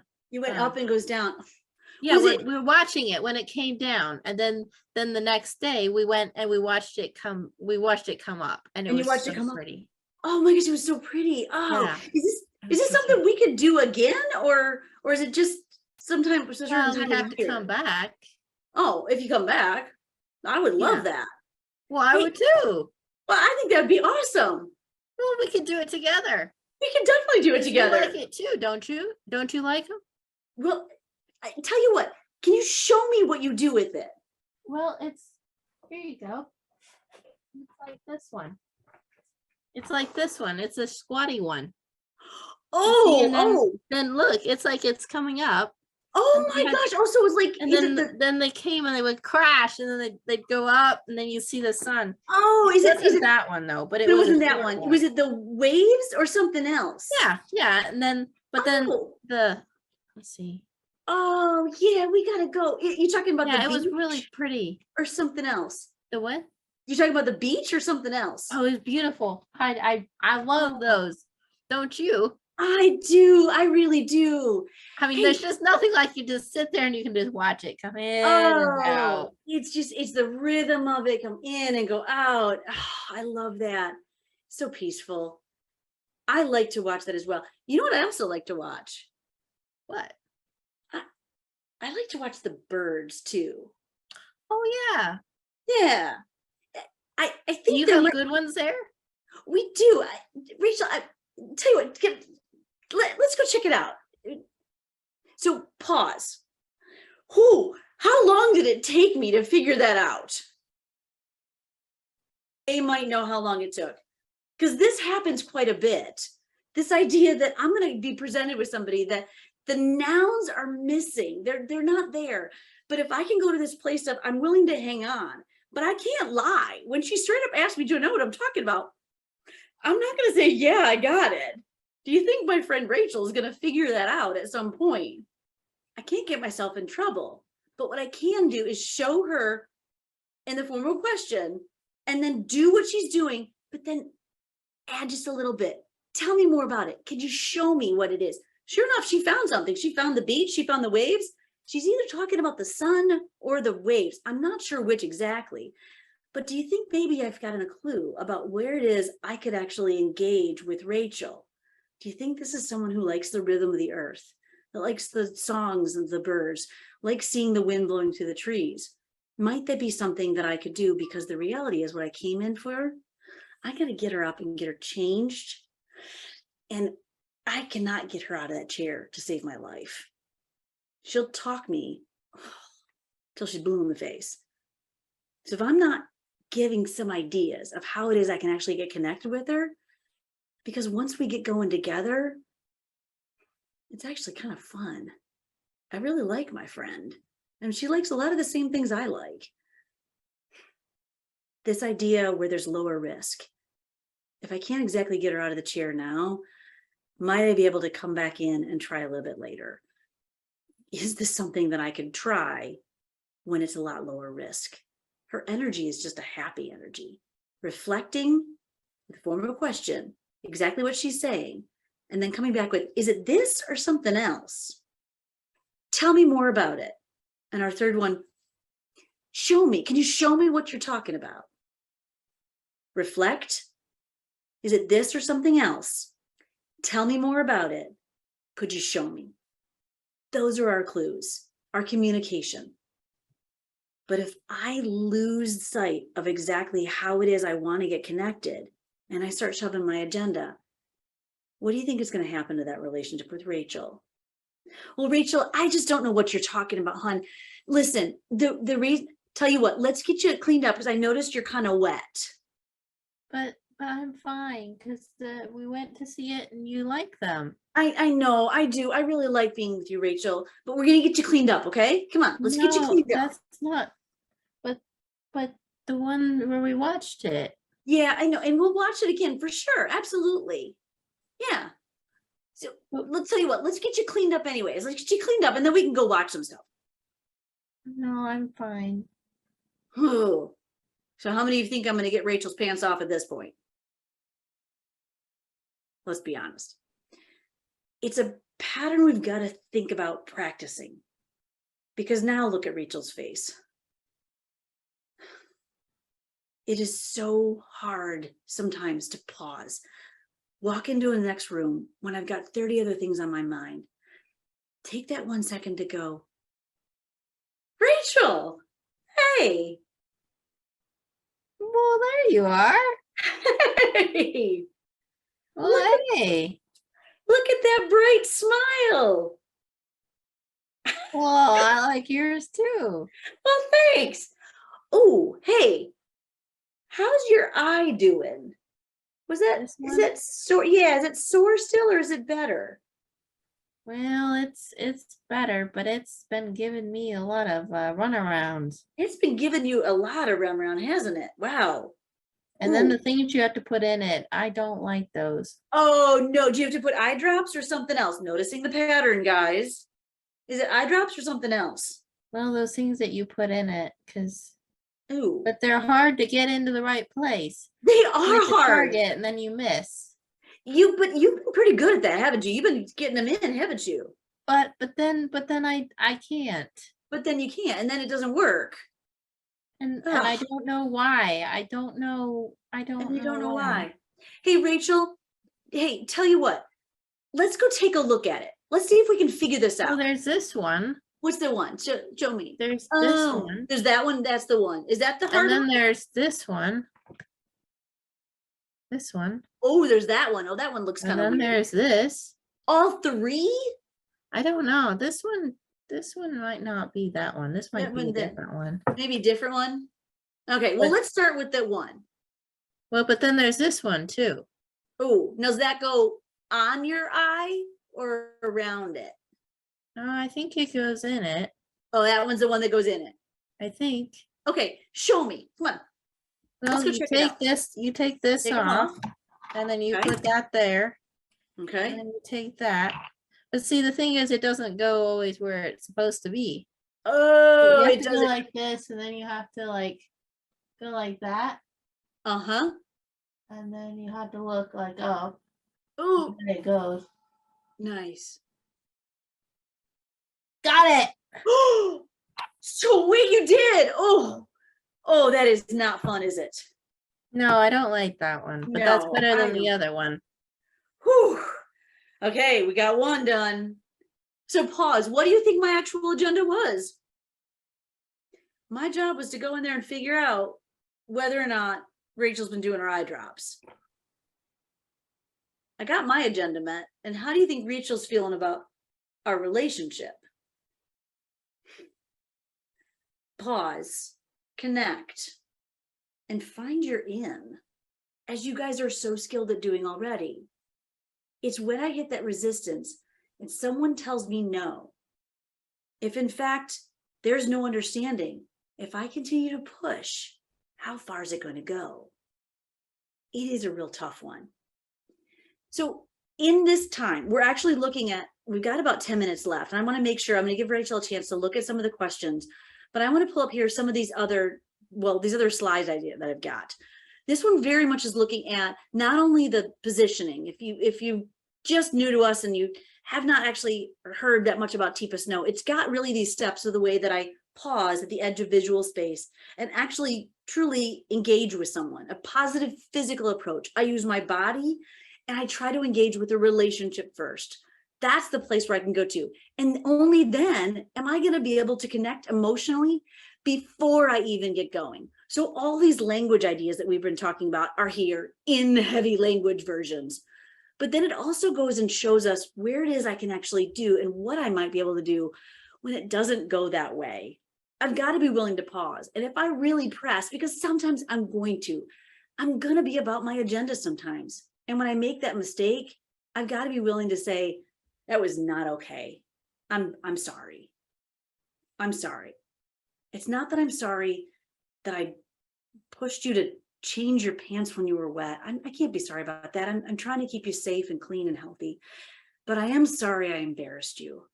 Or I'm sorry I made you feel less than.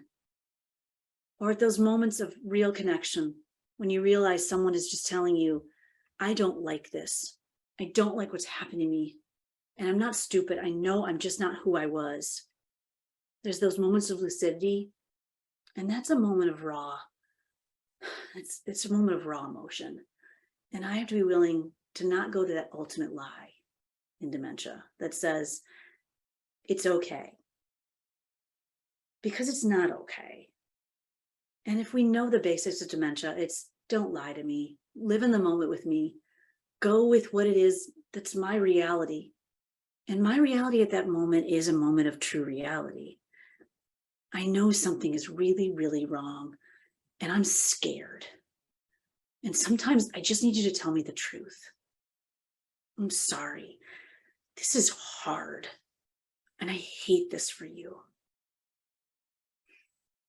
It's a place that we will go to when someone is living in a moment of grief, when they're not living with dementia. But the idea of dementia sometimes can be a little too scary for us. And there's very few people that will get that connected with a friend and respect them to be willing to say, this is hard. And I know this is not the way you wanted things to go. And grieve with me. The cool thing is we've seen these true, honest I'm sorries can repair amazing blunders on our part. We've seen it happen again and again. It's truly that place of honesty that I'm willing to say it is going to take two of us, because this is these 100 to 120 different forms, types of causes of dementia. are some of the hardest diseases on the planet. And I'm sorry you got this, but I'm going to respect you, friend, until you breathe your last breath, because I see the person you are. And that can go a long way to 100 different screw ups that we do as we're trying these new skills.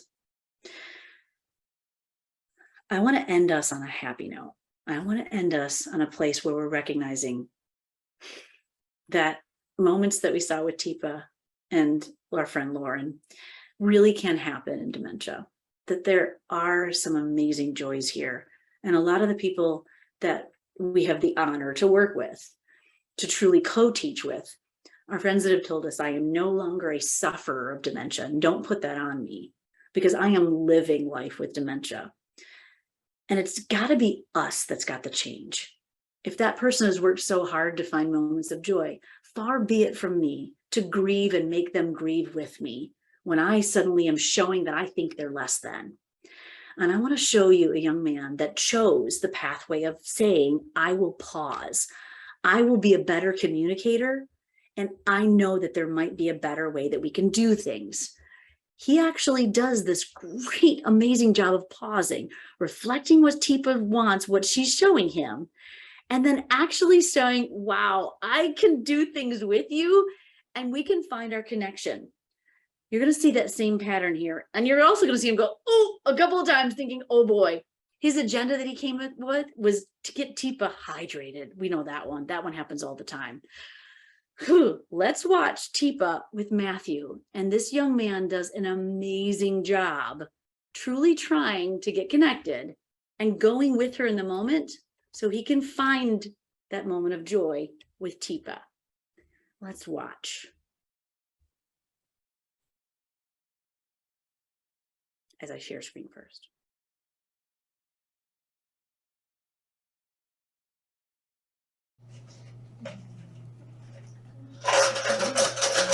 Hey, Teepa. Hey. Hey, baby. Hey. Yeah. Do you hear? Teepa, here. Yeah. Oh. Oh, yeah. Yeah. Yeah, I got a place for him right there. There. Yeah. Yeah. See Look at that. You do that? I see that. Yeah. Yeah. And that goes here. Yeah, the blue one. And then that one, that goes On the other green one. Yeah. Yeah. Yeah. Yeah. Mm-hmm. Teepa, Yeah. something to drink? What? Yeah. Yeah. Okay. Oh, hey. Hey. This here, see it? Yeah, I see. Yeah. Those are These- cool, aren't they? Oh, those go. Those go- there Those go there. because that's 1, Mm-hmm. 2, 2, 3, 3, and 4. 4. See that? See, And this, That this goes- is this is that there. goes there. Yeah. Teepa, Mm-hmm. let's get something to drink. You gonna get it? Drink. Got right here. Oh, Yeah, oh, that's the drink. that's a drink. I got it. You got it? Yeah. That's Yeah. thank you. You got it. Mm, That's okay. that's okay. So now this, you can put Oh. that in there. You can do that. You see there? Yeah, look at that. And then you can put that there. Yeah, See it? I see it. And now you've got a Yeah. martini. Yeah. There you go. So what do you think about the communication between those two? Is this new age somebody that's going to stick around and find moments of joy with different people that he's working with? And he might find that somebody who other people say doesn't have a whole lot of language and doesn't really understand stuff and won't do stuff for you. What's his impression going to be? Because he was willing and had the permission by someone else in authority to say, see if you can reflect what she's saying and keep trying to introduce the idea of a drink. But if she doesn't really get it, pause. See if maybe you can get connected. Let her finish. And then see if you can introduce the drink again. give it a try and let me know how it goes. That type of encouragement, we might be able to take team members with not a lot of abilities and start to build them up to find moments of joy that they're going to stick around and maybe even come back to work tomorrow. Maybe. He really did a great job. So Rachel, any last questions or thoughts that we want to hit in our last couple of minutes? Well, there was one someone had mentioned a while back, now to try and incorporate this great info in acute care is a challenge. And I wondered if you Oh. had anything you'd want to say to that one. Oh, wow. Acute care is even harder, isn't it? Although, you know what? I will say this, it's different because there are different challenges in long-term care than there are in acute care. We know in acute care, the speed at which people are going is unbelievable. And the things that we have to do again and again are so uncomfortable. Really comes down to this idea of distress. If we can think about the brain in a place, where are people at? And you know how your folks are, your patients are in an acute situation.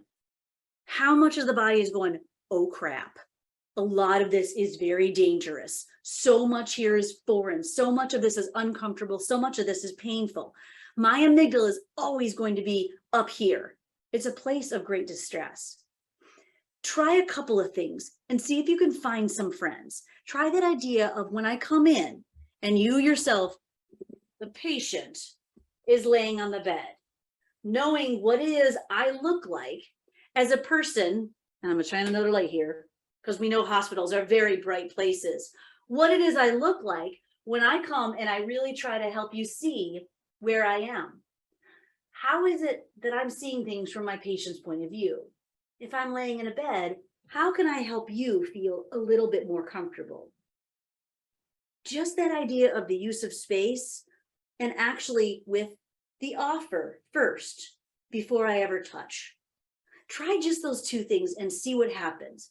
If you can get a few people along, then give us a holler, because we've got some great tips and tricks in acute care that changes it from this, I'm just gonna check your bandage, to, hey there, Rachel. Hi. Hi. I'm Beth. Hi. Hey. Nice to meet you. Nice to meet you too. Got a lot of people coming in today, huh? Lots and lots.